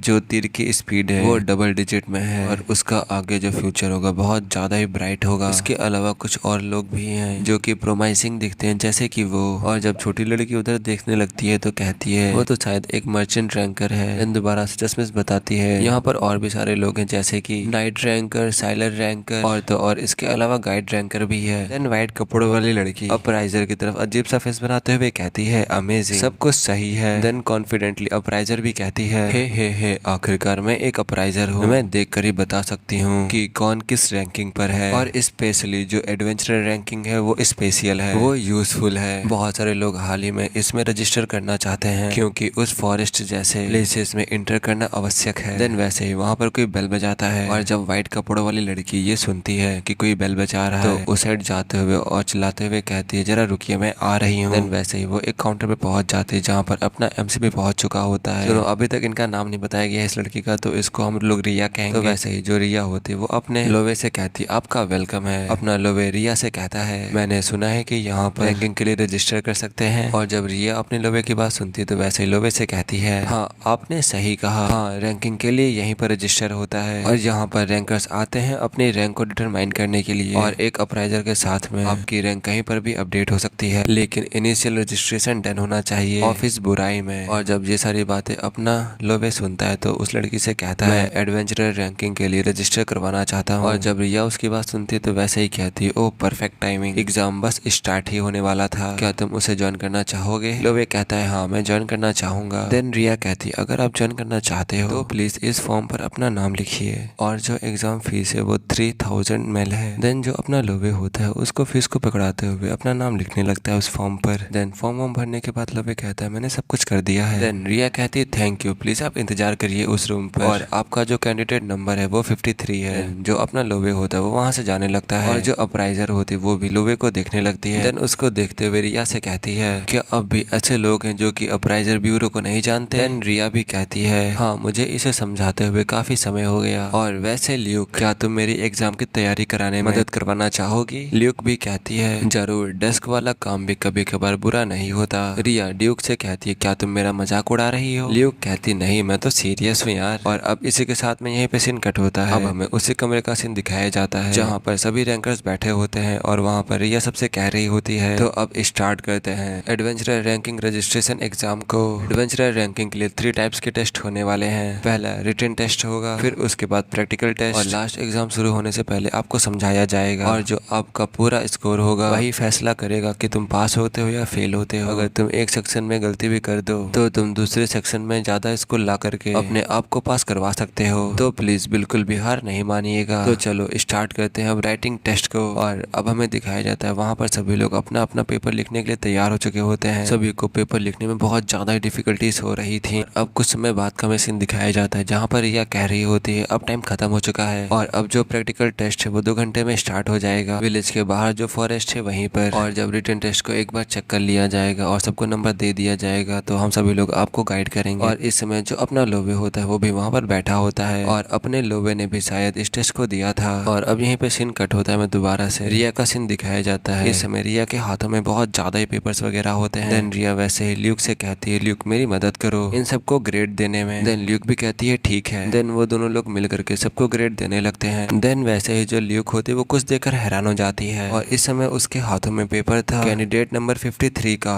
जो कि किसी और का नहीं बल्कि अपने लोवे का पेपर था। देन वो लड़की अपने लोवे को सोचते हुए अपने मन में कहती है वो लड़का जिसकी आंखों में पहले से ही मरा हुआ भाव है। इस समय उसका पेपर देखकर जो ल्यूक होती है वो बहुत ज्यादा हैरान हो चुकी होती है क्योंकि अपने लोवे ने सभी आंसर रॉन्ग लिखे होते हैं। और अब यहीं पे सीन कट होता है। अब हमें 2 घंटे बाद का सीन दिखाया जाता है। इस समय सभी लोग उसी फॉरेस्ट में पहुंच चुके थे जहाँ पर टेस्ट होने वाला था और वहीं पर जो रिया होती है वो सबसे कह रही होती है जो प्रैक्टिकल टेस्ट होगा वो ट्रेजर हंट होगा और इस फॉर्म में जो जो चीजें लिस्टेड हैं आपको उसे डिलीवर करना होगा। और अगर आप चाहो तो राइट साइड दिए गए पॉइंट वैल्यू को देखें और हाई स्कोर वाले वैल्यू पर निशाना लगाएं। हालांकि जो पार्टिसिपेंट्स के बीच में जो लड़ाई होगी वो प्रोहिबिटेड होगी और पहले जो इंसान किसी वस्तु को छू लेगा वो चीज उसकी ही हो जाएगी। देन सभी लोग ये सब कुछ देखकर बहुत ज्यादा खुश हो जाते हैं। देन दोबारा से रिया उन सबसे कहती है तो फिर अब जो प्रैक्टिकल एग्जाम है यहीं से स्टार्ट होता है और अब सभी लोग प्रैक्टिकल एग्जाम के लिए आगे बढ़ने लगते हैं। सभी लोग दौड़ने लगते हैं। देन रिया चैन की सांस लेते हुए लोवे से कहती है फाइनली अब हम लोग ब्रेक ले सकते हैं। देन फिर रिया कहती है तुम्हें क्या लगता है इस बार कितने पास हो पाएंगे। ल्यूक कहती है शायद आधे पास हो पाएंगे। उनकी हरकतों से यह देखना आसान हो जाता है इस बार वे सभी कैपेबल हैं। देन फिर रिया ल्यूक से कहती है क्या इस बार तुम्हारी नजर में कोई आया। ल्यूक उदास मन से कहती है दुख की बात है इस बार कोई फिर नहीं आया। ल्यूक और रिया दोनों आपस में बात ही कर रही होती हैं तभी एक लड़का आता है और कहता है क्या मैं सबसे पहला हूँ जिसने ये खत्म किया है। रिया और ल्यूक शॉक हो जाती हैं और रिया उसको रिगेल और देती है जो कि 120 पॉइंट के होते हैं। रिया उस लड़के से कहती है अभी भी कुछ समय बचा है क्या आप यहाँ रुकने वाले हैं। देन फिर वो लड़का कहता है हाँ मैं पहले ही पास हो चुका हूँ है ना। देन फिर रिया उस लड़के से कहती है अगर आप रैंक में और पॉइंट्स पाते हैं तो आप रजिस्ट्रेशन के बाद हायर रैंकिंग से स्टार्ट कर सकते हैं। देन फिर वो लड़का कहता है कोई फर्क नहीं पड़ता मेरा असली काम तो एक बाड़े का सिपाही है मैं इस एडवेंचर रैंकिंग की परवाह नहीं करता। देन फिर एक लड़का भागते हुए आता है और चिल्लाकर कहता है मुझे लगा मैं पहला था। वो लड़का रिया को कुछ देता है। रिया उस चीज को देखकर कहती है यह एक फ्लोक पक्षी के पूंछ का पंख है इसके पॉइंट्स 180 हैं। देन छोटा लड़का कहता है क्या ये इतना हाई नहीं है। तभी लेक कहती है हम अक्सर घर पर फ्लोक बर्ड को खाते हैं। देन फिर लाल कपड़े वाला लड़का छोटे लड़के से कहता है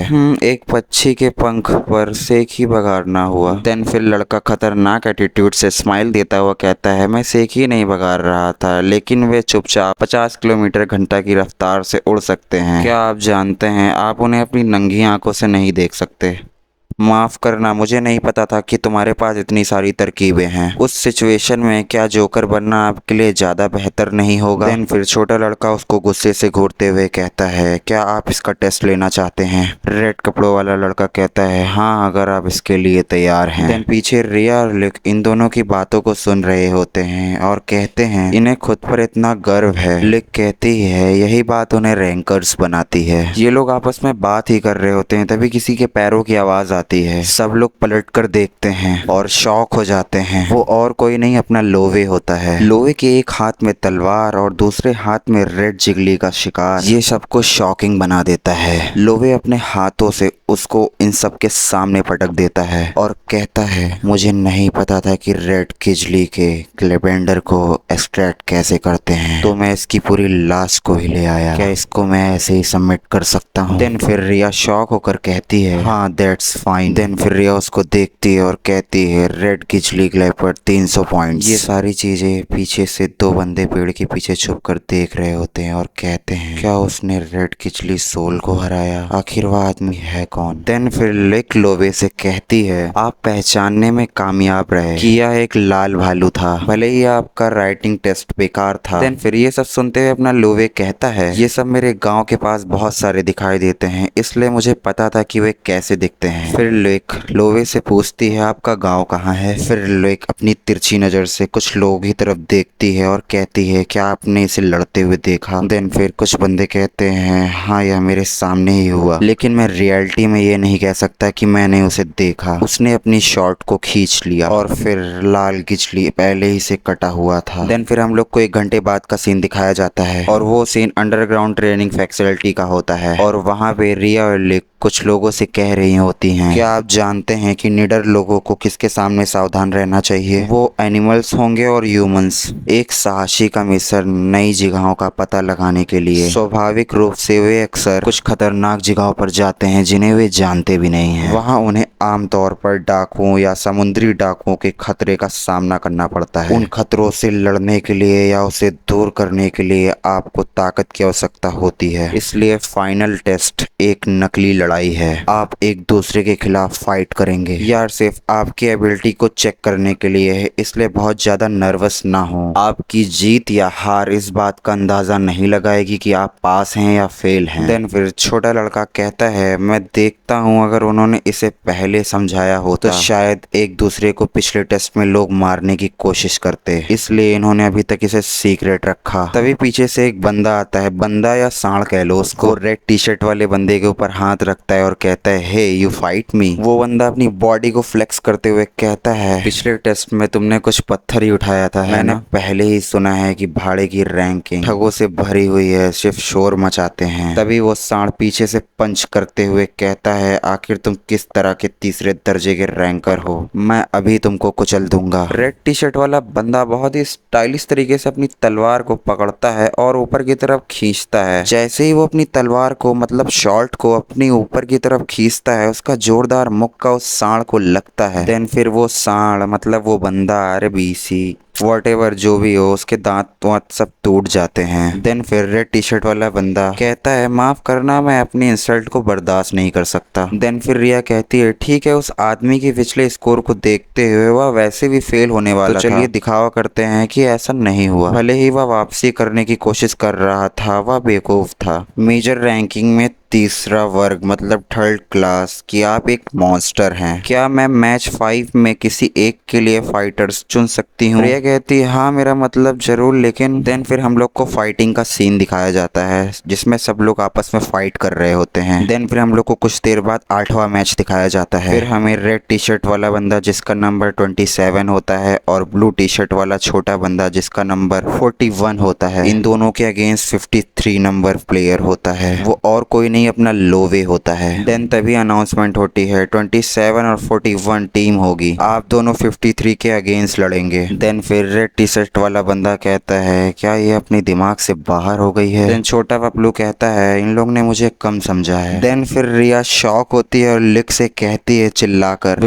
वेट लिक, क्या तुम सच में ये करना चाहती हो? लिक स्माइल देते हुए कहती है, शायद। लिक एक्साइटेड होके कहती है, अगर मेरी नजरें गलत नहीं है, वह आदमी एक राक्षस है। मैं बेटर बैटल ग्राउंड दिखाया जाता है, जहाँ पर रेड टी शर्ट वाला बंदा और छोटा पपलू सामने खड़े होते हैं लोवे के। ये सब देखते हुए रिया के चेहरे से पसीने आ रहे होते हैं और वहीं पे लिक ये सब फाइट देखने के लिए बहुत एक्साइटेड होती है। देन फिर लोवे अपनी तलवार को बाहर निकालता है, रेड टी शर्ट वाला बंदा भी अपनी शॉर्ट को बाहर निकालता है और यहीं पे हम लोग को इसका इंट्रो दिखाया जाता है। Leader of the red wolf missionary crow, मतलब लाल भेड़िए भाड़े का समूह का नेता। पिछले साल इसने खुद के लिए एक बड़ा नाम बनाया था, कैमोर माफिया को खत्म करके, जिन्होंने अपराधी संगठनों में 62वें स्थान पर रखा गया था। ऐसा कहा जाता है कि उन्होंने युवा नेता उल्लू के अकेले ही 7 अधिकारियों को नीचे गिरा दिया, जिसमें बॉस भी शामिल था। देन फिर हम लोग को छोटे पपलू का इंट्रो दिखाया जाता है। इसका नाम एडी मैकमैन होता है। मैकमैन एक युवा गुरु तीरंदाजों का एक प्रतिष्ठित परिवार है। प्रतिष्ठित मतलब बहुत ही जाना माना परिवार है। इसने अपने फादर से ट्रेनिंग ली और तीरंदाजों में 2nd रैंक प्राप्त किया और सिर्फ 5 साल की उम्र में रैंकिंग में रजिस्टर्ड किया। ऐसा कोई तीरंदाज नहीं है जो इस कौशल को नहीं जानता। देन ये सब होने के बाद इन लोग की फाइट का सीन दिखाया जाता है। देन फिर लोवे मतलब कि अपना MC लोवे आगे बढ़ता है। तभी रिया मैच को स्टार्ट करती है। लोवे के सामने खड़ा हुआ मैक ने अपने तीर को लोवे की तरफ निशाना लगाता है। देन फिर अपना लोवे उस तीर को अपनी शॉर्ट से काट देता है। तभी रेड टी शर्ट वाला बंदा लोवे की तरफ आगे बढ़ता है अपनी शॉर्ट को लेकर। देन लोवे भी आगे बढ़ता है। लोवे और रेड टी शर्ट वाला बंदा अपनी शॉर्ट को इतनी तेज चला रहे होते हैं कि सामने कुछ दिखाई नहीं देता है। देन फिर ये सब देखते हुए 2 लोग आपस में बात करते हैं, अरे क्या आप वो देख सकते हैं? देन फिर दूसरा बंदा कहता है मैं केवल आवाज सुन सकता हूँ। देन फिर अपना लोवे इन दोनों के ऊपर अकेला ही भारी पड़ रहा होता है। लोवे और रेड टी शर्ट वाला बंदा आपस में फाइट ही कर रहे होते हैं। तब तक छोटा पपलू लोवे पर अटैक करता है। लोवे अपनी तिरछी आंखों से उसके अटैक को देख लेता है। मैकमैन मतलब छोटे पपलू का अटैक इतना फास्ट होता है कि उसका अटैक दिखाई ही नहीं देता है, बट फिर भी लोवे अपनी शॉट से उसकी तीर को बीच से काट देता है और उसके अटैक को डॉज कर देता है। तभी बैटल ग्राउंड में सारे खड़े हुए लोग शॉक हो जाते हैं। ये सब देख के उन लोग को पसीने आ रहे होते हैं। तभी रेड टी शर्ट वाला बंदा कहता है एक तलवारबाज नाइट रैंकिंग में इतना ज्यादा माहिर है। देन फिर अपना मैकमैन कहता है मुझे भी ऐसा लगता है, लेकिन मैंने पहले कभी उसके जैसा कोई देखा ही नहीं। देन अपना लोवे उन दोनों से कहता है क्या आप दोनों ने कोई और कैटेगरी में भी रैंक किया है? देन अपना छोटा पपलू कहता है तीरंदाजी रैंकिंग में 402 रैंक स्थान। देन फिर रेड टी शर्ट वाला बंदा कहता है भाड़े की रैंकिंग में 753वां स्थान। देन फिर लोवे कहता है ठीक है मैं समझ गया। लोवे की पूरी बॉडी से भारी मात्रा में काफी ज्यादा प्राणा निकलने लगता है। देन फिर अपना लोवे कहता है अगर मैं तुम दोनों को अगर हरा देता हूँ तो मैं 3 डिजिट तक पहुंच जाऊंगा। लोवे की बॉडी से बहुत ही भारी मात्रा में प्राणा निकलने लगता है और बैटल ग्राउंड पूरा प्राणा से भर जाता है। देन फिर सभी लोग लोवे को बहुत ही गौर से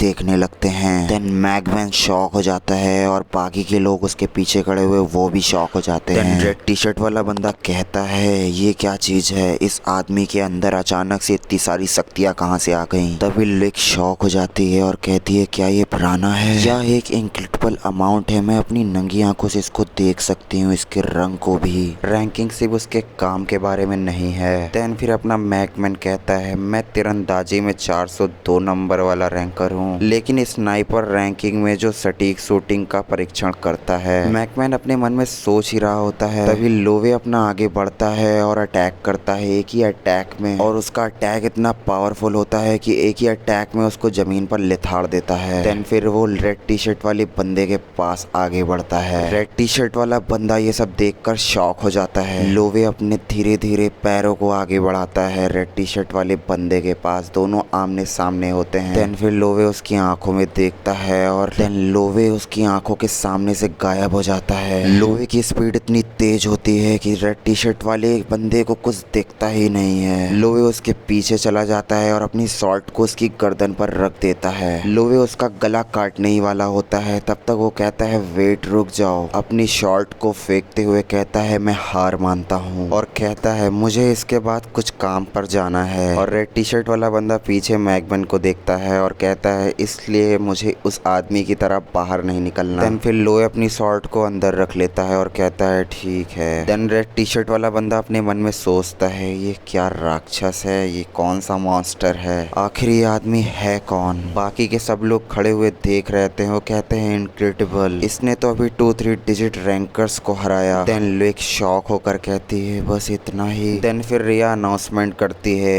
विनर है नंबर 53। देन तभी लो एक धीरे धीरे लड़खड़ाते हुए सीढ़ियां चढ़ते हुए भागने लगती है और रिया कहती है लेक वेयर आर यू गोइंग, तुम कहाँ जा रही हो लेक। लेक भागते हुए जाती है और सिस्टम पर सर्च करती है और डाटाबेस में देखती है एग्जामिन नंबर 53 नेम लोवे ढोली, 17 ईयर ओल्ड, पहले का कोई रैंकिंग अनुभव नहीं। अप्राइजल ब्यूरो को भी इसके बारे में ज्यादा जानकारी नहीं है। इससे यह समझ में आता है अगर वह बहुत दूरदराज के इलाके में रहता है, ये ना तो कोई अपराधी है और ना ही किसी विशेष संप्रदाय से है। लियो अपने मन में सोचती है और कहती है जैकपॉट, इसने अपना टैलेंट छुपाए रखा। देन फिर लियो बाहर निकलती है और दरवाजे को खोलती है और चिल्लाती है लो वेट्रोली, क्या तुम मेरे एक्सक्लूसिव अप्राइजर्स बनोगे? अरे क्या आप मुझे अपना एक्सक्लूसिव अप्राइजर नहीं बनाएंगे? रुकिए, क्या आपको नहीं लगता कि मैं आपके लिए परफेक्ट हूँ? देन लोवे को सब लोग घेरे खड़े रहते हैं। लिक घबरा जाती है और शॉक हो जाती है और अपने मन में सोचती है ओ डैम, मैं बहुत लेट हो गई। रिया अपने मन में सोचती है और कहती है ये लोग घेरे खड़े हुए हैं उसको, किसी को एक्सक्लूसिव ऑफर देने से पहले उसके बैकग्राउंड की जांच करनी चाहिए। लोवे सोचता है और कहता है ये एक्सक्लूसिव अप्राइजर क्या है? लिक बहुत तेजी से आगे बढ़ती है और कहती है मैं आपको एक्सप्लेन करती हूँ। एक्सक्लूसिव अप्राइजर वह व्यक्ति होता है जो किसी स्पेसिफिक रैंकर के लिए समर्पित होता है। समर्पित मतलब उसका हो जाना या उसके लिए काम करना, और रेगुलरली अपनी रैंकिंग को अपडेट करता है। आमतौर पर अपनी रैंकिंग को अपडेट करने के लिए आपको अप्राइजर के लिए किसी को भेजने के लिए अप्राइजर ब्यूरो का इंतजार करना होगा, लेकिन एक विशेष एक्सक्लूसिव अप्राइजर के साथ आप अपनी रैंक को कभी भी मौके पर अपडेट कर सकते हैं। यह विशेष रूप से दुनिया भर में यात्रा करने वाले रैंक वाले एडवेंचर्स द्वारा सराहा जाता है। इसके अलावा अप्राइजर्स के पास एक एक्सक्लूसिव रैंकिंग टेलीग्राम डिवाइस होता है, तो आप हमेशा लेटेस्ट इंफॉर्मेशन पा सकते हैं। यदि आप अपनी रैंकिंग को बढ़ाना चाहते हैं तो आपको एक्सक्लूसिव अप्राइजर को हायर करना चाहिए। देन फिर लोवे कहता है अगर मैं अपनी रैंकिंग को बढ़ाना चाहता हूँ बट मेरी एक शर्त है। देन लोवे कहता है कोई यहाँ पर है जो मुझे रैंकिंग के टॉप 10 में ला सकता है। देन सभी शॉक हो जाते हैं। देन फिर तभी एक बंदा कहता है एडवेंचर रैंकिंग टॉप 10 जो राक्षसों से भरा है। देन उसमें से एक बंदा कहता है आपकी तलवारबाजी बहुत बढ़िया है बट टॉप 10 रैंकिंग में जाने के लिए इतना काफी नहीं है। रॉक कुछ सोचता है और वहाँ से जाने लगता है। देन लिक उसको देखती है और कहती है हे रुको, और उसके पीछे भागती है और कहती है लोवे सुनो, आप एडवेंचर रैंकिंग के टॉप 10 में क्यों आना चाहते हैं? लोवे उससे कहता है that's none of your business. Then लिक हाँफते हुए कहती है चलो फिर इसको बिजनेस बनाते हैं, मैं आपकी एक्सक्लूसिव अप्राइजर बन जाऊंगी, मैं आपको एडवेंचर रैंकिंग टॉप 10 में गाइड करूंगी। देन लोवे वहां से जाने लगता है और कहता है मैं किसी बच्चे को खतरे में नहीं डालना चाहता। लिक चिल्ला कर कहती है क्या? लिक गुस्से से कहती है क्या एक किड? मैं बच्चे होने से पहले एक अप्राइजर हूँ और ऑनेस्टली तुम भी एक बच्चे हो। भले ही आप बच्चे हो, मेरा किसी को नौकरी पर रखने का कोई इरादा नहीं है। देन लोवे कहता है मैं दूसरे को इसमें घसीटना नहीं चाहता। देन लिक गुस्सा कर कहती है अरे मुझे कुछ करना होगा। देन लिक कहती है मेरे पास एक मिशन है जिसे मुझे पूरा करना ही होगा, भले ही इसके लिए मुझे अपनी जान देनी पड़े। ऐसा करने के लिए मैं तुम्हारे साथ हाथ मिलाना चाहती हूँ लोवे। देन लोवे रुक जाता है और पलट कर देखता है और बहुत ही गुस्से से कहता है मैं उस आइसलैंड पर जा रहा हूँ, मैं जरूर सभी लोग को वापस लाऊंगा, मुझे कुछ करना है।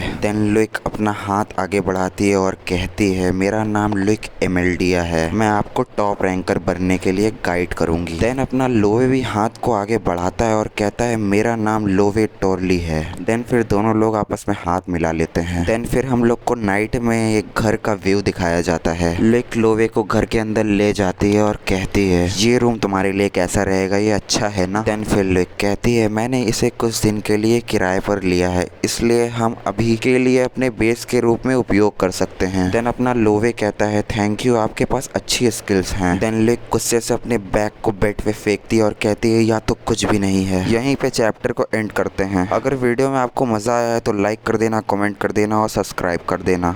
एंड हाँ, एक और बात, अगर आपको ये स्टोरी अच्छी लग रही है तब मैं इसको आगे कंटिन्यू करूँ, अदरवाइज मैं कोई और स्टोरी अपलोड करूँगा। बाकी ये स्टोरी है तो अच्छी, लेकिन मैं चाहता हूँ कि आप लोग ऐसा मेरे को बताएं कमेंट बॉक्स में। देन फिर तब तक के लिए bye bye, take care.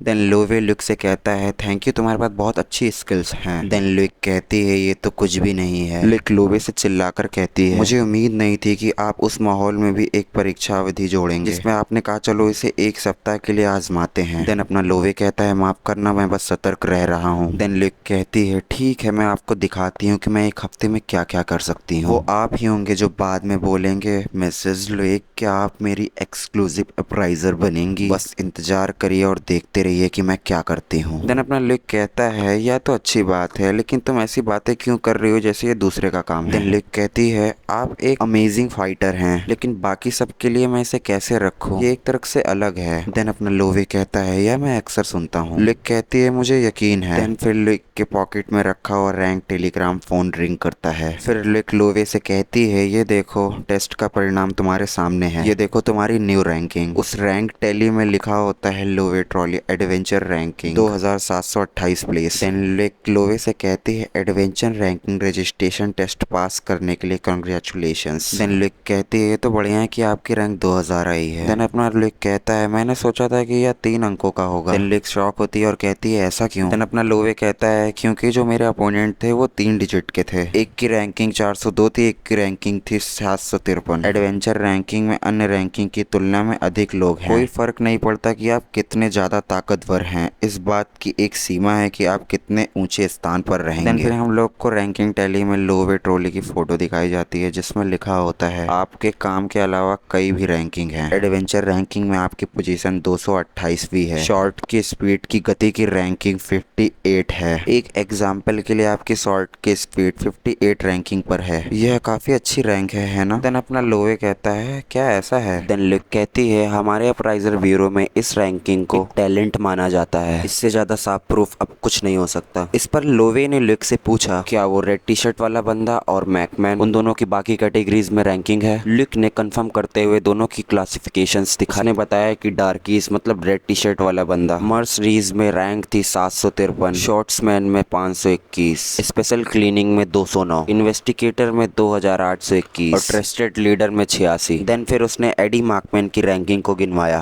Archers ranking में 402, स्नाइपर में 78, रिकॉग्नाइजेशन में 211 और सबसे हैरान कर देने वाली रैंकिंग मशरूम कल्टीवेशन में उसकी रैंक थी 19। लुक ने आगे समझाया कि मल्टीवर्स रैंकिंग पॉसिबल होती है लेकिन उससे वर्कलोड और जिम्मेदारियां बहुत बढ़ जाती हैं। फिर उसने लोवे से पूछा कि क्या वो भी दूसरी रैंकिंग में रजिस्टर्स करना चाहेगा, लेकिन लोवे ने बिना हिचकिचाए सख्त आवाज में एकदम मना कर दिया कि उसे और काम नहीं चाहिए। इस बात से लुक हल्का मुस्कुराई और बोली कि मैं तुम्हारी पर्सनालिटी को थोड़ा थोड़ा समझने लगी हूँ। उसने लोवे के मेन गोल को समराइज किया और बोली लोवे का मकसद रैंकिंग में टॉप 10 में पहुंचना है, वो भी सबसे फास्ट और डायरेक्ट रास्ते से। देन फिर वो आसमान की तरफ इशारा करते हुए बोली कि उसे शक है लोवे का अल्टीमेट गोल गॉड्स आइलैंड पहुंचना है। पहले तो लोवे चुपचाप सीरियस एक्सप्रेशन के साथ उसकी आवाज को सुनता रहा बिना कोई ऑब्जेक्शन उठाए। देन फिर हैरानी से पूछा कि उसे ये सब कैसे पता है। लुक ने आराम से बताया गॉड आइलैंड का एक्सेस सिर्फ उन्हीं को मिलता है जो एडवेंचर रैंकिंग में टॉप 10 तक पहुंचते हैं। फिर उसने लोवे से पूछा कि क्या ट्रायल पीरियड खत्म होने के बाद मुझे बताओगे कि तुम गॉड आइलैंड क्यों जाना चाहते हो। लोवे ने शांत लहजे में हाँ किया। लुक बोली कि वो भी अपनी सिचुएशन उसके साथ शेयर करेगी और ये फेयर होगा कि एक दूसरे के बारे में हम जाने, लेकिन उसने ये भी कहा कि उसकी कहानी थोड़ी कॉम्प्लेक्स है तो उसकी तरह रैंकिंग की दुनिया में नए आए हुए को थोड़ा समझाना मुश्किल है। फिर लुक का चेहरा थोड़ा रहस्यमयी और सीरियस हो गया। उसने धीरे से कहा कि वो जिस चीज की तलाश कर रही है वो है रैंकिंग की डार्कनेस। लोवे ने सुना और चौंक कर पूछा कि तुमने अभी क्या कहा, लेकिन लुक ने जल्दी से बात को टाल दिया, मुस्कुराई और बोली कुछ खास बात नहीं। देन फिर लुक ने सवाल किया तुम्हारे पास इतनी पावर और इतनी शॉर्ट की स्किल्स कहाँ से आई। लोवे ने कैजुअली जवाब दिया 1 साल पहले नाइट आइडोल का एक डिसाइबल बना था। लुक ये सुनकर लिटरली शॉक हो गई और बहुत ही हैरानी से लोवे का हाथ पकड़ लिया और फिर लुक ने कहा क्या तुम उसी आइडोल की बात कर रहे हो जो नाइट रैंकिंग में पहले नंबर की पोजीशन पर है, जिसे जिसे पूरी ह्यूमनिटी का पूरा पावरफुल नाइट माना जाता है। लोहे ने शांत लहजे में जवाब दिया, हाँ। एडोल ने कुछ ऐसा ही कहा था। लुक उसकी ऐसी कामनेस देखकर स्टंट रह गई, जबकि लोवे ने कहा कि हाँ मैं उसका डिसाइबल था 1 साल के लिए, लेकिन इसमें इतनी बड़ी बात क्या है। जिसके जवाब ने लुक ने एक्साइटमेंट में बताया कि एडोल इतनी बड़ी हस्ती है कि उसने अभी तक किसी को ट्रेन नहीं किया। काफी सारे लोगों ने उसे ट्रेन करने के लिए पूछा था, लेकिन उसने सभी को रिजेक्ट कर दिया। अगर डिसाइबल रिजेक्शन रैंकिंग होती तो वह सबसे पहली रैंकिंग पर होता कि अब वो किसी यंग नाइट को अपना सक्सेसर बनाएगा। इसीलिए कई सारे नाइट्स अपनी रैंकिंग को बढ़ा रहे हैं। वो अब भी शॉक में थी और बोली, अगर बाकी नाइट्स को पता चला कि लोवे एडोल का चूजर सक्सेसर है तो वो सुनते ही बेहोश हो जाएंगे। जबकि लोवे ने शांत और सीधा सवाल किया, क्या एडोल सच में इतना जबरदस्त है?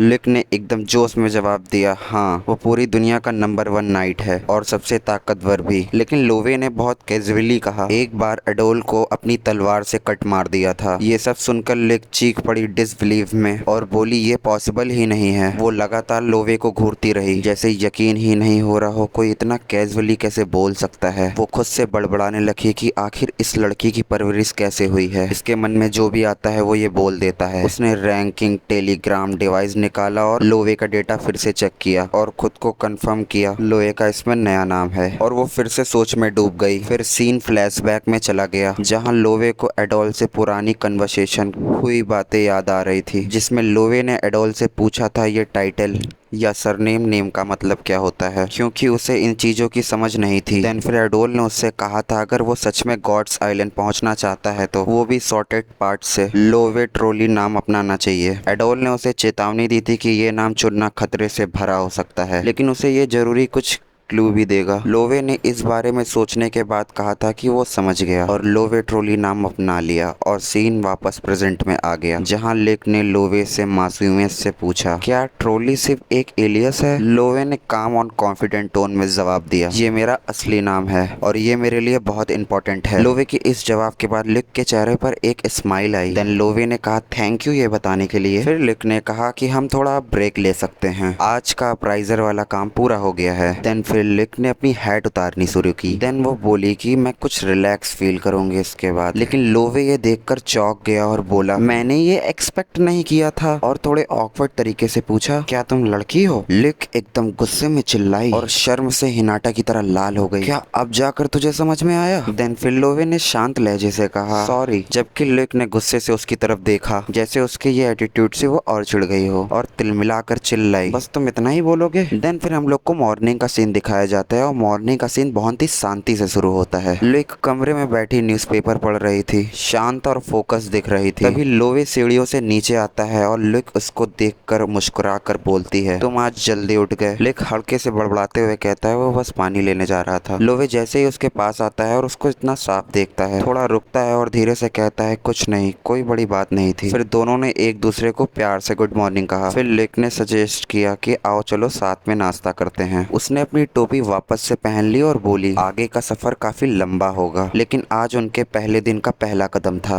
देन फिर वो जोश में बोली, अब वक्त आ गया है कि स्ट्रेटेजिक मीटिंग का। लोवे को एडवेंचरिंग रैंकिंग में टॉप 10 में कैसे पहुंचाया जाए ये डिसाइड कर सकें। देन फिर यहाँ पर सीन बदलता है और वो दोनों एक छोटे से रेस्टोरेंट में बैठे होते हैं जो शहर के बीचों बीच होता है। वहाँ लिक लोवे को समझाती है एडवेंचर रैंकिंग को बढ़ाने के लिए सबसे मेन तरीका होता है एडवेंचर अचीवमेंट्स हासिल करना। इसमें खासकर लैंड को डेवलप करना या एक्सप्लोर करना बेसिक है, इसीलिए वो मिशंस कर सकते हैं, लेकिन शुरुआत के लिए ऑफिशियली मिशन करना बेहतर रहेगा। लोवे चुपचाप सुनता रहा और ध्यान से अपनी प्लेट में नाश्ता करता रहा, जबकि लिक बता रही थी बहुत सारे लोग एडवेंचरर्स की ताकत पर डिपेंड करते हैं रिसोर्सेस कलेक्ट करने या किसी मिस्ट्री को इन्वेस्टिगेट करने के लिए। देन फिर वो मुस्कुराते हुए अपना रैंक टेल डिवाइस निकालती है और कहती है, मेरे रहते हुए तुम्हें आसानी से ये सब मिशंस मिल सकते हैं। लोवे ने कहा, हाँ ये तो काम का ट्यूल है। लिक ने मुस्कुराकर कहा, अगर तुम मुझे अपना एक्सक्लूसिव अप्राइजर बना दो तो ये डिवाइस पूरी तरह तुम्हारा है। अपने लोवे ने जवाब दिया, ठीक है मैं सोचूंगा। नाश्ते के बीच लोवे ने इंटरेस्ट के साथ पूछा, ऐसा कोई मिशन है जिससे जल्दी रैंकिंग बढ़ सके? देन इस पे जवाब देते हुए लिक कहती है, हाई डिफिकल्टी वाले मिशन जल्दी रैंकिंग को बढ़ाते हैं। लोवे ने बिना किसी हिचकिचाहट के तुरंत जवाब दिया, तो मैं सबसे मुश्किल वाला मिशन चुनता हूँ। वो मिशन था पानी में मौजूद रोकियाना टेम्पल के अंदर छुपे ट्रेजर को रिट्रीव करना। ये जगह डेंजर जोन के लिस्ट में 7वें नंबर पर थी। लुक ये पढ़ते हुए चिल्लाई, नो वे, ये मिशन तुम्हारे लिए अभी पॉसिबल नहीं है। फिर उसने कंसर्न के साथ समझाया कि ये टास्क कितना मुश्किल है और लोवे को इसके अंदर भेजना मतलब मौत के मुंह में जाना हुआ। लेकिन लोवे अपनी फैसले पर अड़िग रहा। देन फिर लोवे ने कहा, जब तक मैं कोशिश नहीं करूंगा तब तक मुझे कैसे पता चलेगा कि मेरी लिमिट क्या है। लुक ने फिर समझाया कि ये मिशन तुम्हारी कैपेबिलिटी से बाहर है, तुम रैंक बढ़ाने से पहले ही मारे जा सकते हो। मेरी बात मानो, मैं सर्टिफाइड अप्राइजर हूँ, मुझे पता है। लोवे ने उसके आंखों में देखते हुए कहा, मुझे ट्राई करने दो। देन लोवे ने खुद को जस्टिफाई करते हुए कहा, गॉड्स आइलैंड्स इस दुनिया की सबसे डेंजरस जगह है और वहाँ जाना है तो मेरे पास पीछे हटने का कोई ऑप्शन नहीं है। अब लुक पर जबरदस्त मानसिक दबाव था और उसने मन ही मन सोचा, ये लड़का तो हद से ज्यादा जिद्दी है, लेकिन मुझे किसी भी तरह इसको समझाना ही होगा। और उसी वक्त अचानक एक नया इंसान उसके सामने आ गया और दोनों से क्यूरियस अंदाज में पूछा, कोई परेशानी हो रही है क्या? लुक ने जब उसकी तरफ देखा तो और एकदम शॉक हो गई और बोली, मिस्टर लाउड।